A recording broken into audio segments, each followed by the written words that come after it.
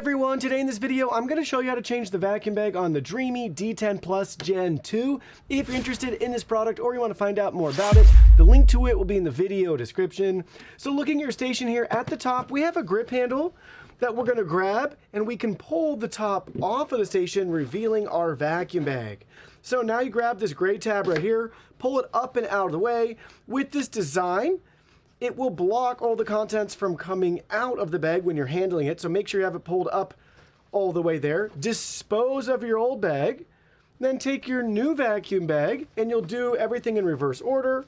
So we'll just line it up like so, and then it just slides right down in. Press that down, and then take the lid, put it back on, and you're all set and ready to go.